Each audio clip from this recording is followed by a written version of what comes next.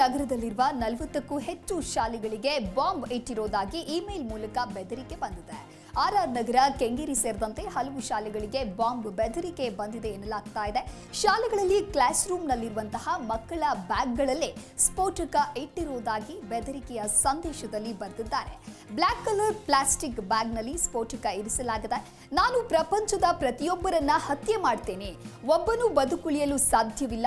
Bomb ಸ್ಫೋಟದ ಬಳಿಕ ಅನೇಕ ಮಕ್ಕಳು ಸಾಯ್ತಾರೆ, ಇನ್ನು ಕೆಲವು ಮಕ್ಕಳು ಅಂಗವಿಕಲರಾಗುವುದನ್ನ ಪೋಷಕರು ನೋಡಬೇಕು. ಇದನ್ನ ನೋಡಿ ನಾನು ಖುಷಿ ಪಡ್ತೀನಿ ಎಂದು ಬೆದರಿಕೆಯ ಸಂದೇಶದಲ್ಲಿ ಬರೆಯಲಾಗಿದೆ. ಇನ್ನು ಈ ವಿಕೃತ ಮನಸ್ಸಿನವರ ಪತ್ರ ನೋಡಿ ಶಾಲೆ ಆಡಳಿತ ಮಂಡಳಿ ಆಘಾತಗೊಂಡಿದೆ. ರೋಡ್ ಕಿಲ್ ಎಂಬ ಹೆಸರಿನಲ್ಲಿ ಬೆದರಿಕೆಯ ಮೇಲ್ ಬಂದಿದ್ದು, ನಾನು ಮಾನಸಿಕವಾಗಿ ಸಾಕಷ್ಟು ಅನಾರೋಗ್ಯ ಅನುಭವಿಸ್ತಾ ಇದ್ದೇನೆ. ನನ್ನ ಬಗ್ಗೆ ಯಾರೂ ಕೇರ್ ಮಾಡಲಿಲ್ಲ. ಯಾವುದೇ ಡಾಕ್ಟರ್, ಯಾವುದೇ ವ್ಯಕ್ತಿಯೂ ನನ್ನ ಸಮಸ್ಯೆಗಳಿಗೆ ತಲೆಕೆಡಿಸಿಕೊಂಡಿಲ್ಲ. ನನಗೆ ಬೇಕಾದಂತಹ ಚಿಕಿತ್ಸೆಯೂ ಸಿಗಲಿಲ್ಲ.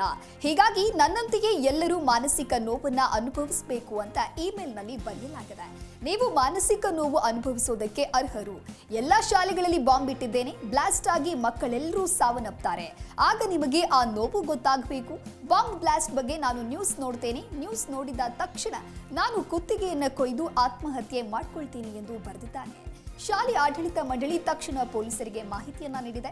ಸ್ಥಳಕ್ಕೆ ಭೇಟಿ ನೀಡಿದ ಪೊಲೀಸರು ಪರಿಶೀಲನೆಯನ್ನ ನಡೆಸಿದ್ದಾರೆ. ಬಾಂಬ್ ನಿಷ್ಕ್ರಿಯ ದಳ, ಡಾಗ್ ಸ್ಕ್ವಾಡ್ ಕೂಡ ಇಂಚಿಂಚು ಬಿಡದೆ ಶೋಧ ಮುಂದುವರಿಸಿವೆ.